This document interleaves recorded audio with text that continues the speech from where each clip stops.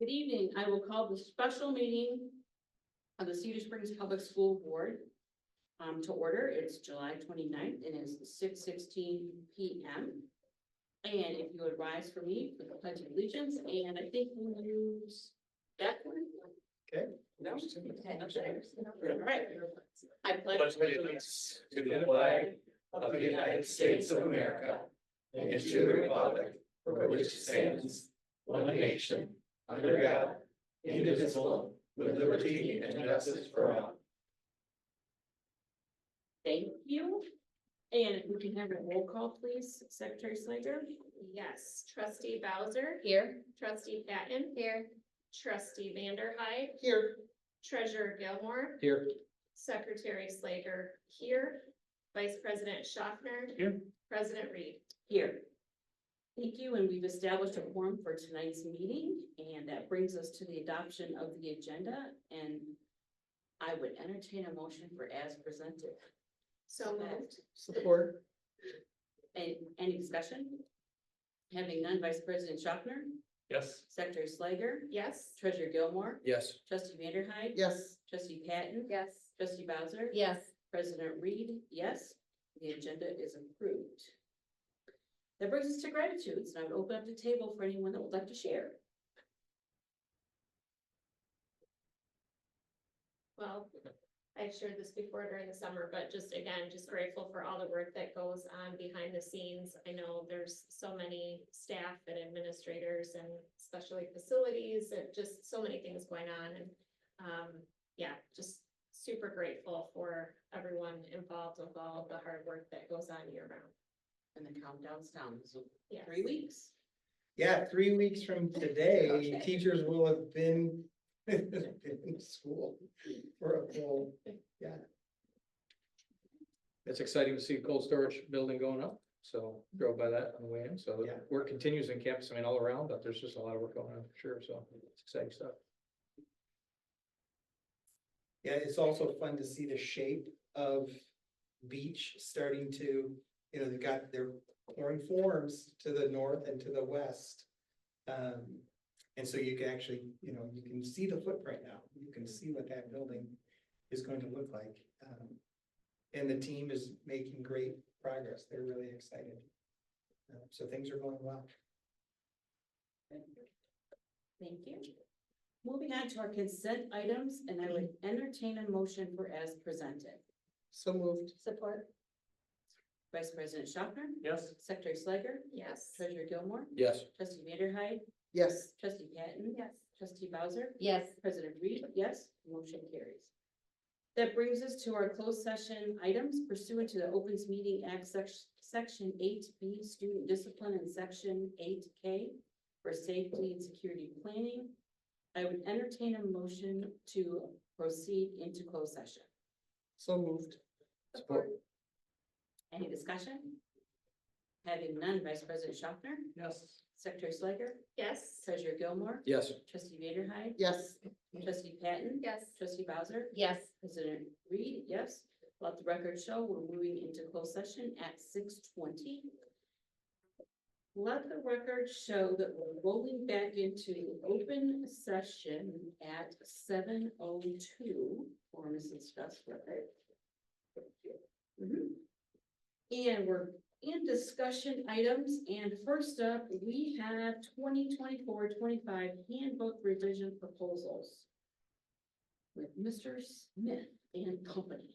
Yeah, so this has been a topic of discussion for several meetings now, but we've had a hiccup the last couple of meetings. There was a conflict with a workshop that several members of the team from the high school went to, and then there were some conflicts with some family vacations that have prevented us from all being able to be in the room together to be able to give you an opportunity as members of the board to seek out some clarity in terms of the why behind some of the proposed handbook changes specific to the high school. I think that's the only one where we've got some questions. Maybe not. So I'll try to field any of those other questions, but I know at least there have been no questions brought to my attention so far. But Mr. Johns and Mr. Simmons are here in an effort to try and answer some of your questions in real time regarding high school proposed changes. Can I do mine real quick? You may. So it's a very brief question. It's in the elementary handbook. I didn't really catch it the first couple of go rounds, but it does reference video monitoring systems. Okay, And for the safety and security of our students, Cedar Springs High School is equipped with a video monitoring system. Students should be aware that their actions and communications while they blah, blah. Do we have monitoring systems in the elementary buildings? we will have, Okay. Do we want to change the Cedar Springs High School? yes, Okay, thank you, that's the only thing I caught. Yeah. So, good catch. yeah, no problem. That was You it. get extra points. Uh, Thank you. Now we can talk about whatever. Okay. I open it up to the board table. What questions might you have? I have, it's not so much a question, but a concern and a suggestion. I'm concerned about the not being able to bring bags to classes. And the short amount of time in between classes and how that would affect, students that maybe need to use the restroom, specifically female students who might need to use the restroom and take a little more time. That's my concern. I don't know how to fix that, but my suggestion would be that if you're gonna reference something like large purses, that you give dimensions, like exactly what you mean by that, because one large purse does not equal another large purse. So, but I remain having concerns about not being very much time in between classes, which I understand because we want our kids to be learning, but if you have your lockers over here and your classes over here, and then your other classes here, and you have to use the bathroom, so, again, I don't have a solution for it, but I have concern about that. Would you consider this a large purse? This is my meeting. Like, I mean, like, bring this to plan. This is my meeting. This might But- be a smaller purse. That I think would I'm be gonna small. win. That would be like a wallet lunch. But I mean, that's like for girls, so I mean, that's. Feel like you and my wife could start a self-help group. You should see the number of purses. in Yes. our home. Yep. Yeah, what the real impetus, the why, the purpose of this is just safety. And that's not primary. Yes. Number two purpose is, just with the number of students we have in our classrooms, space becomes an issue and we do have quite a few sections that have 30 kids, more and with backpacks and you've been in our classrooms. It just adds to or takes away from the space. So that's the secondary why behind it. We do have to take into consideration, is that a purse or a bag? We're gonna do everything we can to have our kids, really keep their bags, purses in their lockers this year. That's our purpose, both safety first and then space secondarily. Do we have dimensions to Ms. V's point? Not yet. That's a great suggestion. And something we need to consider then. But our why we believe is strong, to solve what you brought up about the time. We're fortunate in that more and more of our resource and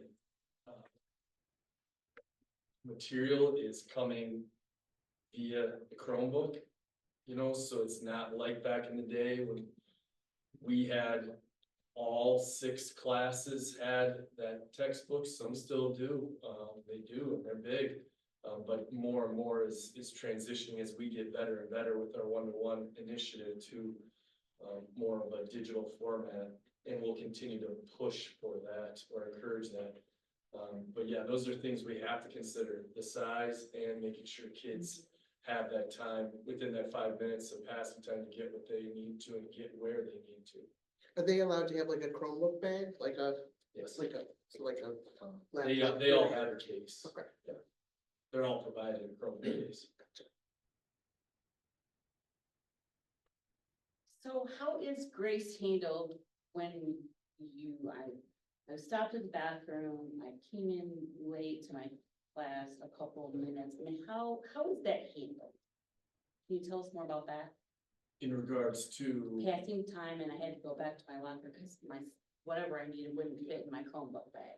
it's a And I went- generalization. And I went to the bathroom. Yeah, it's a generalization, as is a lot of this, you know, it is a case by case, but a generalization is most educators, what I hear when I'm in the hallways and in the classrooms is they expect that student to come check in with them first.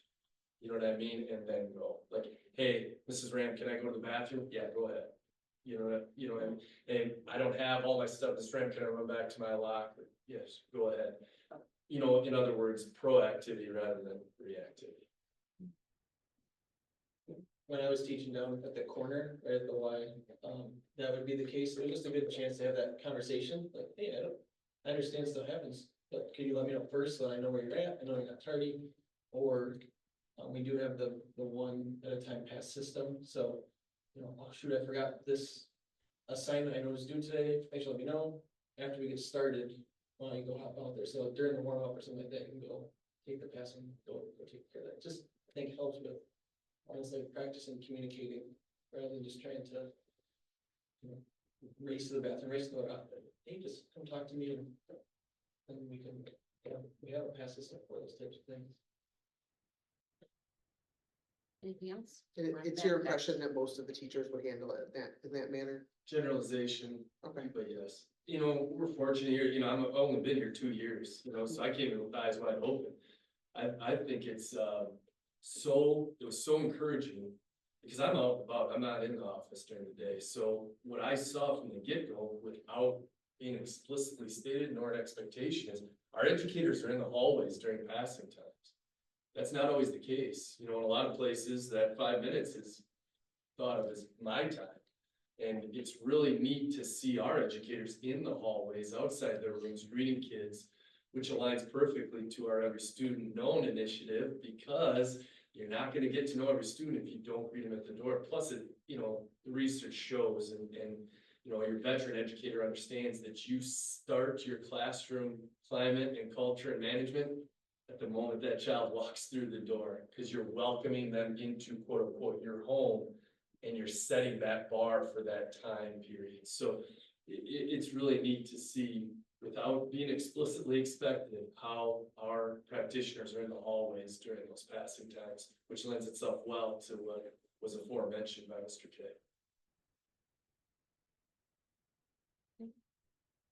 Questions on backpacks?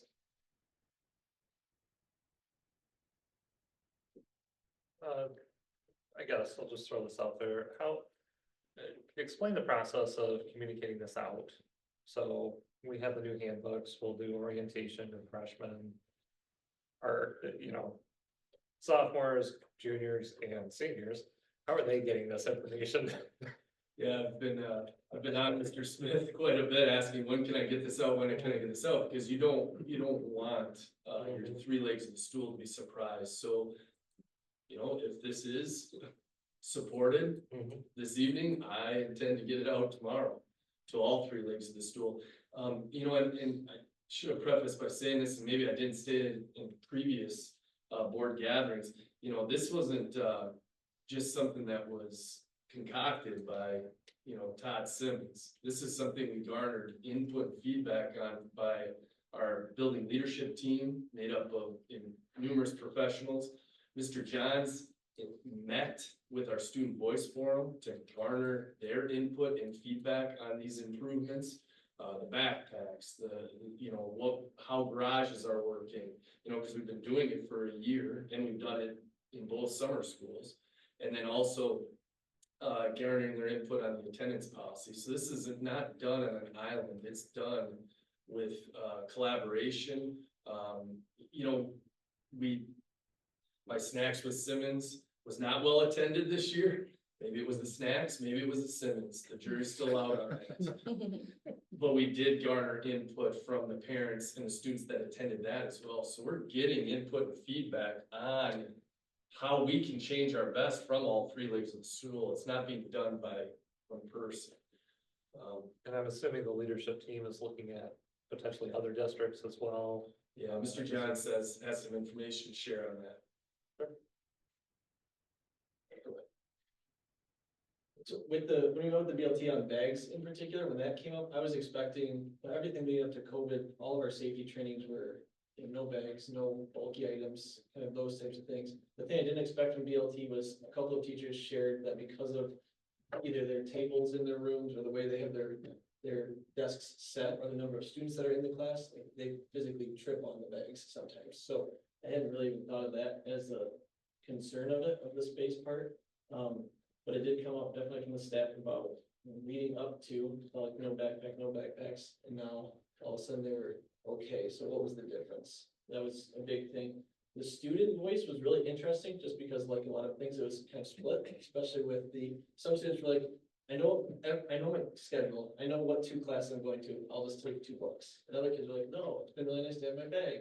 So they had some good back and forth, but, when we brought it back a second time to BLT, it really was that notion of the safety and just the concern. I think even with some of the discipline issues that came up last year with some items that students had on them or in a bag, that was like, how many things are we not seeing? I think was the bit of the concern. So that was kind of that was the takeaway from BLT. So that is a suggestion for the proposing of the change for the bags. So that was BLT, but I think, Matt was looking, did you check with other districts? Yes. Yeah. I didn't see with the other districts enough directly. Yeah, so we surveyed our, New CA. yeah, the new RCA, which is our conference that we're entering into, particularly about the backpacks or lockers and, you know, some anomalies, but most are lockers only, you know what I mean? Or not allowing the backpack in the classroom. Greenville, the fall of 2021, right back, just we're back to lockers. I mean, Gary told us that it was not a big deal, which kind of surprised me, but they said they just went back fresh and that was their change, so you're right, I forgot about that.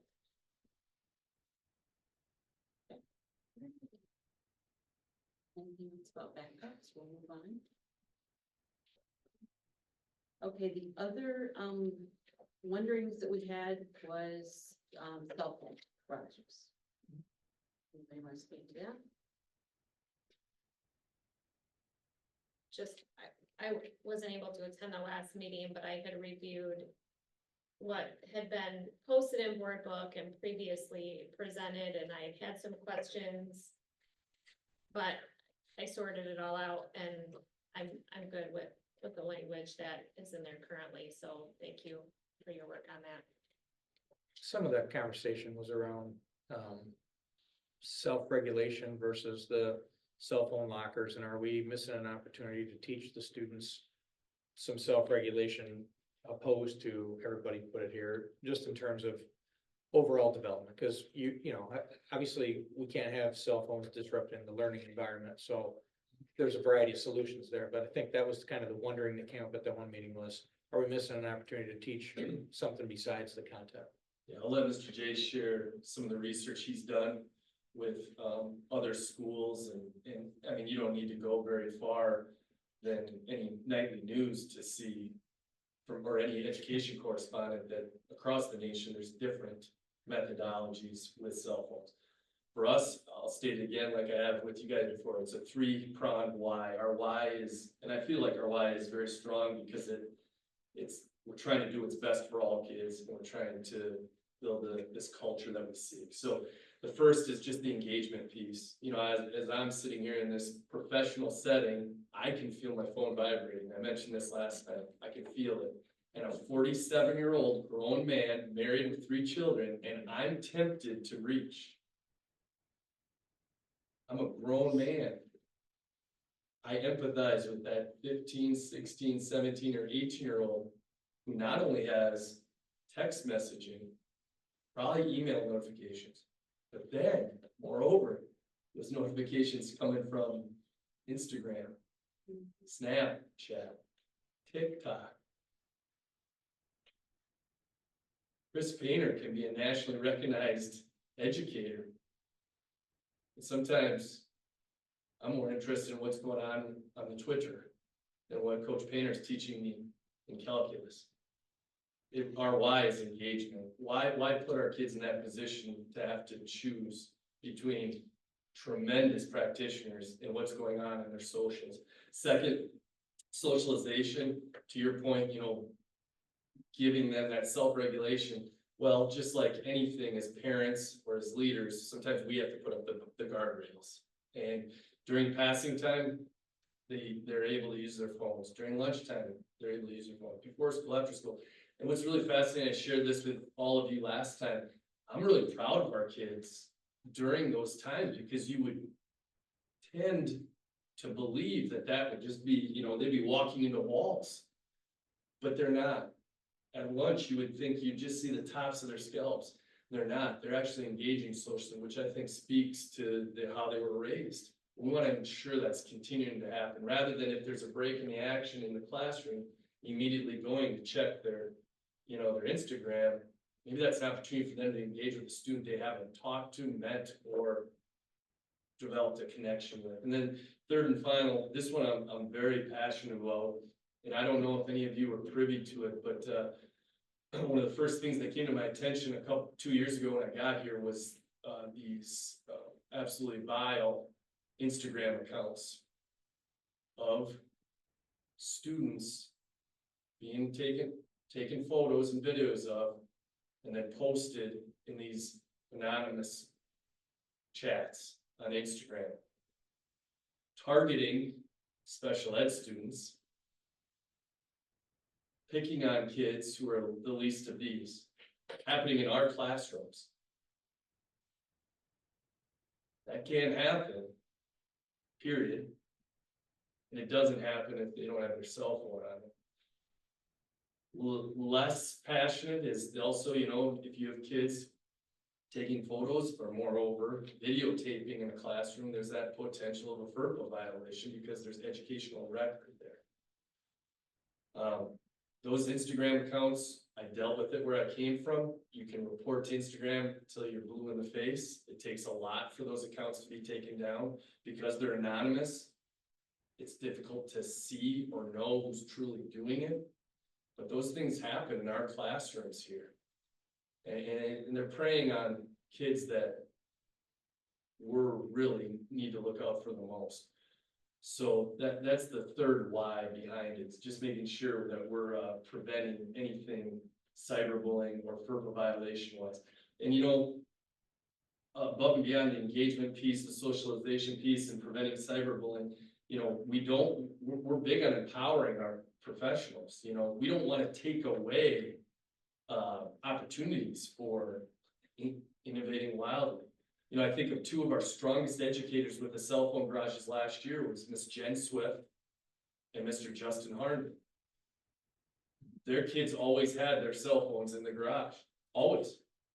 And yet, those are two of the educators who had their kids use their cell phones the most because of their content. When you're dealing with art, it's important that you're able to photograph it or videotape it. When you're dealing with, social media, production, theater, the way Coach H does, he has to be able to have their kids use their phones, and they did. But it was done with boundaries, with guardrails, and at appropriate times. So we definitely don't want to take away the innovation of our educators, nor the professional autonomy of them. But we do want to make sure that we're keeping our kids engaged, we're building socialization, and we're protecting those who need it the most in the classroom. That's our why.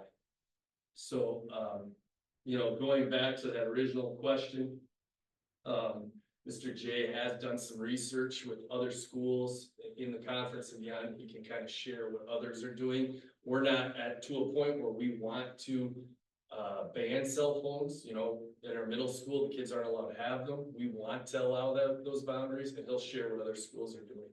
Yeah, so anecdotally, when I was teaching, we used to do thoughtful Thursdays. I would show a little video clip, and then students would reflect, and then we'd have a little pop-up discussion on it. And one time we did watch a little clip on how the vibrating, the light going off can impact your concentration.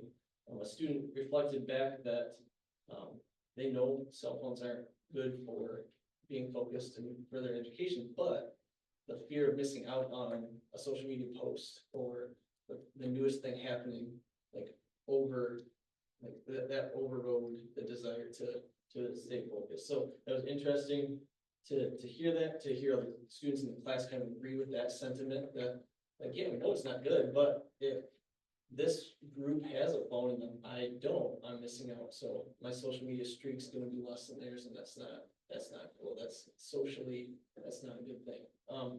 I know a teacher that moved from Northview High School to Coopersville High School, and when he started at Coopersville, he said he didn't realize his prior years how little socialization there was with some of the students at Northview because of kind of being enlightened at Coopersville, that students just seemed to talk more with one another because they didn't have the phones. And I think the two kind of played together, the first story and the second story, where in Coopersville, there's no phones. So you're not missing out if nobody has a phone. It's when it's kind of this, in some places there is a phone, in some places not, that might be felt like you're the one that doesn't participate with your classmates, with your peers.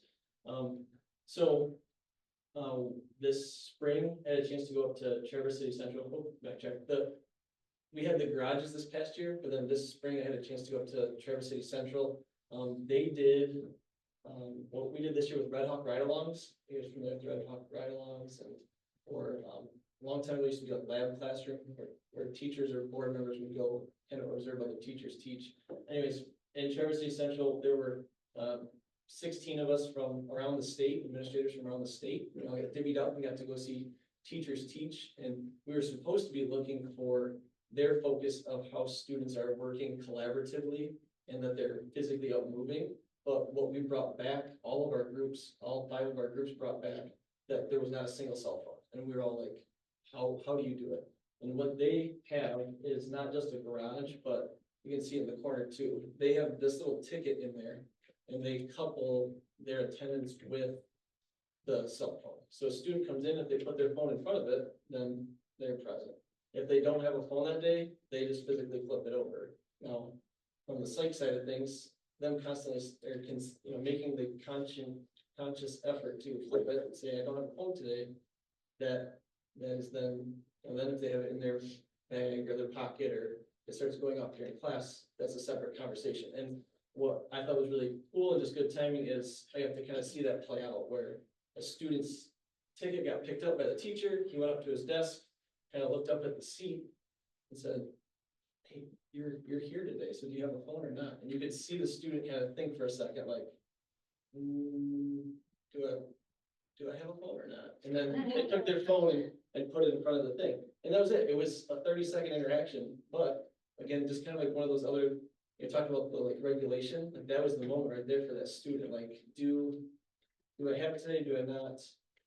Yeah, I'll just put it up there. And then, as mentioned, there are certainly benefits and apps and things that should be used depending on the content area, I've used Kahoot, or I think we've even used it at a district recognition. We've used Kahoot to do kind of a district-wide game. So at those times, that's like, yep, let's use this device for what it's intended for, rather than just having that burning desire kind of literally sitting on you sometimes, or at the ready. So those are kind of a couple of the anecdotal things. The RCA, again, as polled, was kind of a little bit all over, but for sure not the setup of the garage per se, but the no phones, or the phones go to the office if they're seeing in class, that type of thing. So I know that for sure aligns with the policy that we've had since I think my second or third year here, or oh no, that would be like when Mr. Royce was here, but that kind of aligns with that, that devices can and should be used for appropriate reasons.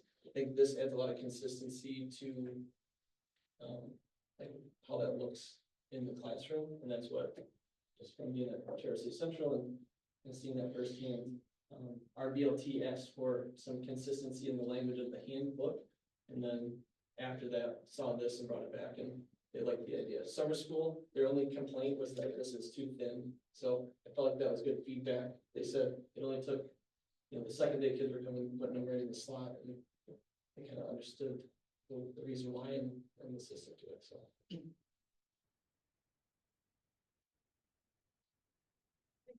Thank you.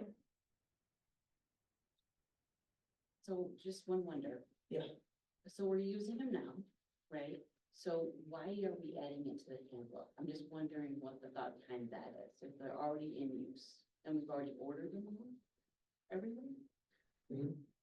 The BLT, the building district team asked for that clarity, just so then, if there is a question of the phone being utilized or not, it's not a parent, student, teacher, it's not this, well, it doesn't explicitly say, it doesn't, it just adds the clarity and consistency to throughout the day. This is the expectation of where they're at. I think takes away some of that confusion element of it. That piece of it throughout the year was something that BLT had asked for, and then thought this just really helped. The word, I wrote it down, TCC, the assistant principal said that was the game changer. A teacher at TCC came up with this idea, and they said that took it should be out of sight to it's out. And that, to the 20 of us that went around and saw that in practice, it was, it's like tangible that you cannot see the phone, if that makes sense. I don't know if that directly answered the question, but consistency, I think, is the request from BLT that is the reason for the wording.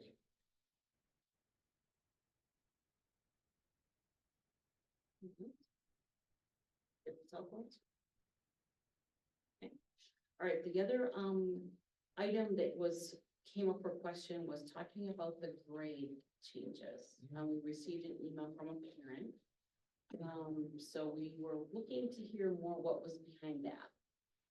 Yeah. You don't keep rolling. Okay, so, I did have a chance to see the email, and it seems, I think the proposed change actually helps this scenario for this individual, but apart from an individual situation, the intent there was just to clarify and streamline the attendance policy. This was the policy that came into effect my second or third year, so 2015 or 2016. There was 3 tiers, 0 to 8 absences, 9 to 12, and then 13 plus. So the proposed change breaks it down to 2 tiers. And then instead of it being a 78% threshold on the final exam, instead of getting a 78 on the final exam to earn your grade, it's bumping it down to 65%. The rationale, I think that was shared in the email too, is if a student works throughout the semester and earns a 65%, they get the grade. It doesn't matter what their attendance is. So if they can show 65% on the final exam, it's a lower bar than it currently is, and in this case should help that student. But the 78 came from being aligned with the MMC's, to test out of a class, you have to get 78% on the course's final exam. So that's where that had come from. Given this is part of our attendance policy, we wanted to streamline it. It's just 2 categories, and then you need a 65% or higher. The other wonder about that was, did you look at the trends with comparing absenteeism to behavior logs when you were looking at changing, or because it was based on absenteeism, if there was any correlation there between absenteeism and behavior logs?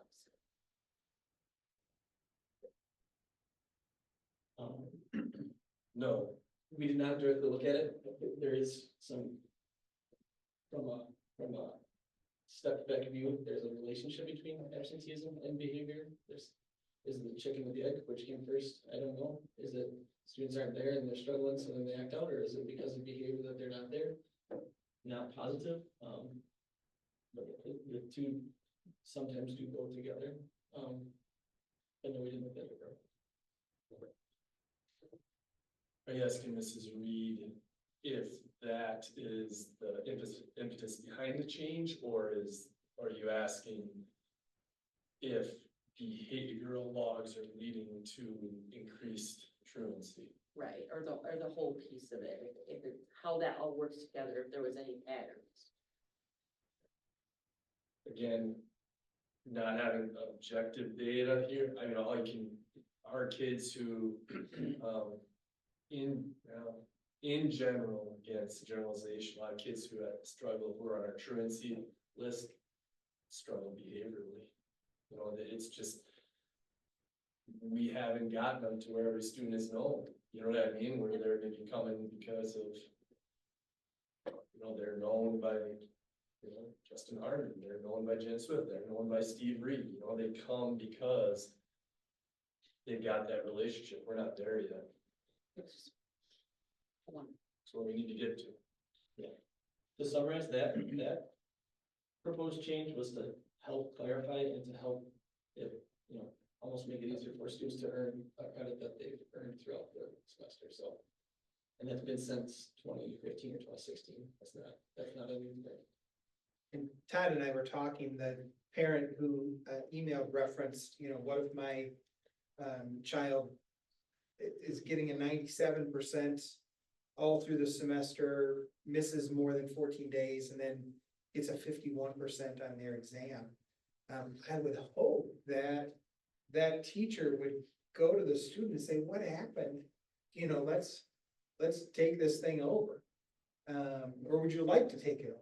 And if that teacher didn't initiate that conversation, if the parent came forward and spoke to the teacher, didn't get any resolution, then spoke to Mr. Simmons or Mr. Johns, and they didn't get any resolution, I can promise you that if the parent came to me, I would say, that student should be able to take that exam over if they want to. That's not something's not right here. You know, they had a bad day. And they've been here the whole semester. This was one day, one test. Is that really, you know, that's not reasonable. Let's give them another shot and encourage to channel back down to make that happen. So So would we even be open to, if, okay, let's pretend it's test anxiety or whatever, if they could show mastery orally? I mean, the teacher could do different things to show mastery, right? Or it has to be that test? they Yes, can no? do that now. Yeah, that's what the state says in terms of the aforementioned test out, the 78%. It does not have to be the final exam, it can be a project, it can be a presentation, so yeah, I mean. That's where we've got to move to, we have to show multiple forms of representation and multiple forms of assessment. That's where we've got to get to. I really like, it does seem streamlined for sure. I mean, as a parent, the previous academic year, I had to go through that and was looking at it, looking at possibly no credit for a number, too many absences over 13, and we had a lot of medical ones. That we were able to get it all cleared up, thanks with some help. Thank you for Mr. Simmons' help there, but it was confusing. I mean, we had to go back and kind of read through the policy several times and look at the language very carefully to determine, you know, what we needed to do, and reading through this revision seems a lot more clear. You know, I sit on a chronic absenteeism work group within the county, and, you know, so, there was a truancy court once upon a time, and so if students were chronically absent, you know, the district would work through the Kent ISD, and Kent ISD would work through the Judge Feeney, and they would set up a truancy court and try to work with families that way. But the more I read about chronic absenteeism, it's not a choice. There's so much depth to the psychology behind students disengaging and not wanting to be at school. And so it's really hard for me, you know, to me, it's the truancy court's not the solution. And I keep, you know, I had a very lively conversation a couple weeks ago with the prosecuting attorney from Kent County, and we talked about, you know, you can't give someone a citation for being psychologically depressed or to be, they want to thrive, they want to be successful. We've got to help them figure that out. In some cases, maybe a citation is going to work. If a family is just not engaged, they're neglecting their children, there may be some lines of criminal, court proceedings that could help that situation, but the vast majority of our students want desperately to be engaged and involved and successful. So chronic absenteeism is a very complex issue that is going to take a lot of creativity to help support, to reduce the number of students who are chronically absent. In looking at other districts for this one, there were some schools that, once you get to a certain day, you cannot get credit, that's the whole policy. So I don't know how that encourages students to want to continue to attend, or if they do attend, to really give their personal best when they are there. So that's one thing, and I'm glad you brought up the kind of the parent side of going through the different parts And of the I will policy. say, when it was no credit, what we were facing was, my son wanted to drop out of school. Mhm. I mean, he was adamant, he wanted to drop out because he felt like, I messed everything up, my GPA is gonna tank, and that was, he couldn't handle that, he couldn't face that, so he was ready to bail and do some kind of homeschooling option. So again, from a parent perspective, it doesn't actually, my personal experience, I know every kid can be wired a little bit different, but I felt like it encouraged the opposite, because then they just want to give up.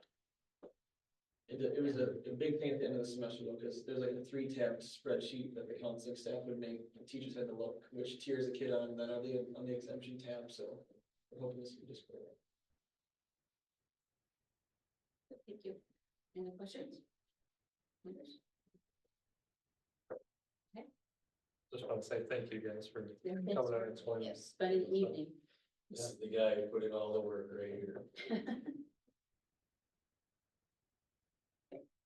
All right, we'll move on to spring, summer 2024 Neola policy updates, a little batch of them.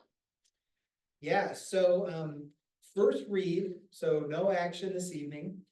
The document is always, Neola does a nice job of putting out kind of an overview of the kind of the summary of the policies to give you a little bit of insight as to the why behind the recommended changes. The bulk of these changes are very straightforward, and they are all rooted in legislative changes. But a couple things that I wanted to bring your attention to. The policy number 2414 and 2418, there's language stricken from both of those policy proposals, or proposed language to be stricken. Neola is only making that recommendation because there was a requirement that school districts can have that language in their policies. That legislation was repealed, so it's no longer a requirement. Districts can still have that language in their policies. So there's nothing preventing a district from including that language. Neola was just saying it's no longer required that districts have that language in their policy. And so that's the only reason it comes out. So our policy is legal, but just know that it's not required. It's an option for districts to contain that information or that language. But really the rest of the policies are all things that are just directly aligned with either grammatical changes or streamlining the wording or related to legislative changes in this round. So in the past, we've kind of done them as a batch. I've done that little spiel, given it to you instead of going through each one word by word. I think that might have been a Jeff Rivard carryover, but anyway. Thank you, Jeff. Yeah. The religious ceremonies and observances. Yes, So in that little synopsis, that was quite a lengthy one. And is there, I guess, what specifically changed with that? And maybe we can get into it. Yeah, the next just for one. the sake of time, it That's would be helpful if I could do a little bit of digging and have more specifics. In terms of a follow for you. Yeah, and that's fine. On the first read, I kind of went, huh? Yeah, It seems straightforward, but I'm getting the sense that there might be more there than we realize, so just a heads up on that. no, I'll get some background on that. Yeah, no problem. Thanks. Any other topical wonders? All right, we will move on then to our public comment section, and it was discussed how we received any notice for public comment. No. Thank you. And as all of the visitor seats are empty, I will take it that I can go ahead and close public comment as we have it. Unless either one of the principals would like to add any comment. Okay. All right, so public comment right here to be closed, and we will move to our action items. And our first action item for this evening is the disciplinary hearing recommendation for student 2425.01. And I would entertain a motion from the board table. I will motion to permanently expel student 242501 from Cedar Springs Public Schools as recommended by administration. We have a second. Can Oh. I amend that? And as per, well, The Michigan MCI, School, I blah, know, blah, I blah, know. Right here. There you go. Do you have it?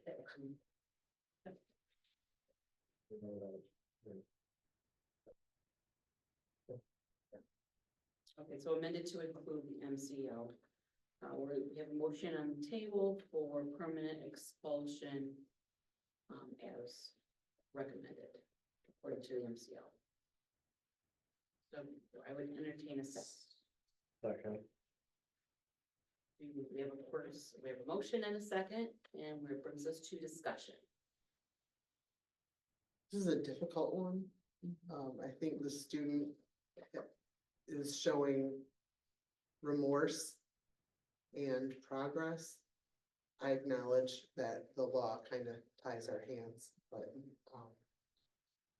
I hope that the student will reapply. And it's very sad.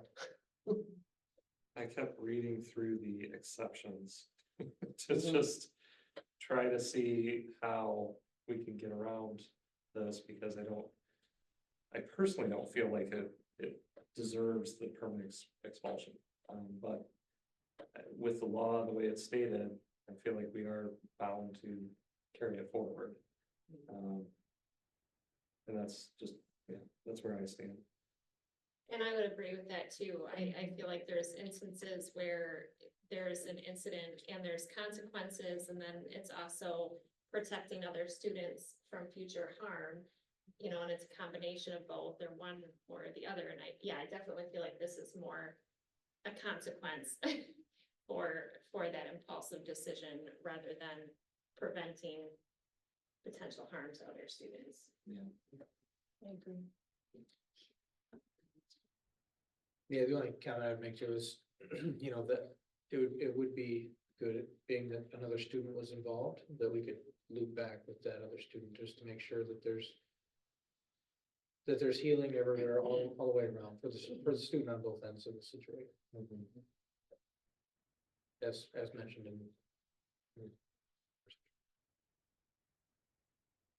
Any further discussion?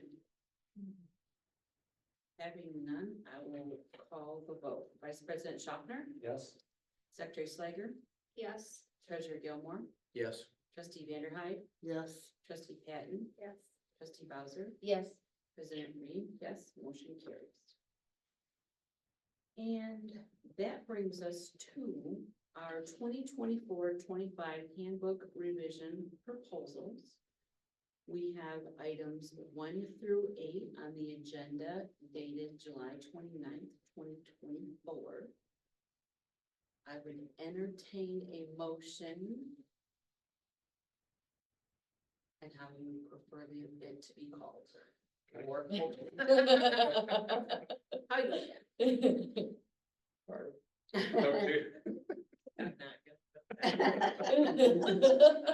Okay. I move to accept the revisions to the 24-25 handbook as listed 1 through 8 and as previously presented. Do we have a second? I'll second that. Okay. Any discussion? Okay. Having none, I'll call for the vote. Vice President Schaffner, Yes, Secretary Slager, Yes. Treasurer Gilmore, Yes. Trustee Vanderhyde, Yes, Trustee Patton, Yes. Trustee Bowser, Yes. President Reed, yes. And Mr. Simmons can now make his calls, or whatever he's gonna do. There you go. Okay. Okay. Brings us to communication, and for the Board of Education, you received any correspondence that I have, and I don't have anything else. We'll be back on our normal meeting schedule. We'll be meeting here every time. That door will be open. So I have. Actually, both doors will. Both doors. I'm gonna have both doors. Oh, okay. For our time. Either one. for those that, you know, feel like walking. I do appreciate it. Thank you. Okay, perfect. The only piece of communication that I have is, more reflective of, oh, I'm sorry. I forgot one. Oh, go ahead. Superintendent, evaluation, the new pieces, we're going, Oh, yes, good plan. we're gonna talk to Mark Dobiash about coming and doing a one board training for us, so we're all doing it together. And we're here, there, everywhere at night, so it'll be a one and done, so stay tuned for that. Sorry. No, you're good. Okay. So the only thing that I wanted to share, it came to our attention, back in the late winter, early spring, that we had one group of hourly employees who work year round, who, were getting single subscriber benefit. And we had another group of, hourly employees who worked year round, who were getting full family benefit. And so we investigated, or qualified for, full family, medical benefits. We followed through and investigated, and really it rooted back to the former IUOE, bargaining agreement. And there was a group of hourly staff who just, that was never negotiated on their behalf. That does not sit well with me. We've really struggled over the past several months.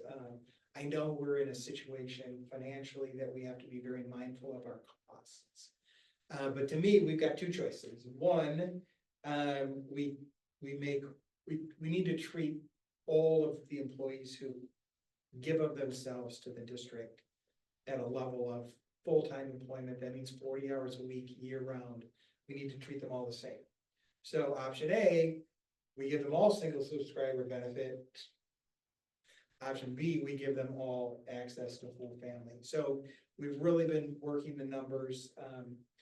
While it will be an expense, we feel the benefit long-term will be the right thing to do. It's just the right thing to do. Our financial position is not because of this. Our financial position is bigger. We're gonna make some other adjustments, and do some other, changes, but it will be something that we're very comfortable, paying for, but it's just, from our perspective, it's the right thing to do. So that's our thought, unless I hear differently from. I like erring on the side of doing it right. Completely comfortable. Doing what's right, though. I know, subjective. I think you have a good direction, so. Just a wondering, Scott, how How many people are in both groups? Like, I'm surprised to hear that. That kind of surprises me, that we have two Well, different camps that were treated differently. So initially it was 6 members of our maintenance team, 5 members of our maintenance team. And then we had, basically central office, support staff. So they were all in that support staff group, but the support staff from central office got a full family benefit, the maintenance team did not. Wow. Yeah, so, but then that group expanded, which makes it more complicated because now we brought all of our caretakers in-house. But that's a game changer for those families.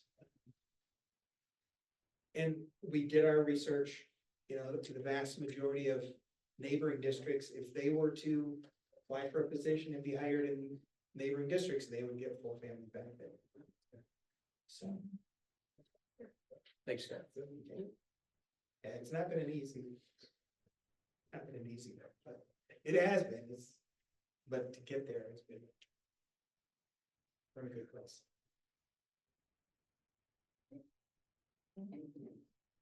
No, thank you. Okay. So planning, we have our normal meeting schedule ahead of us, and with that, we can stand adjourned at 7:55.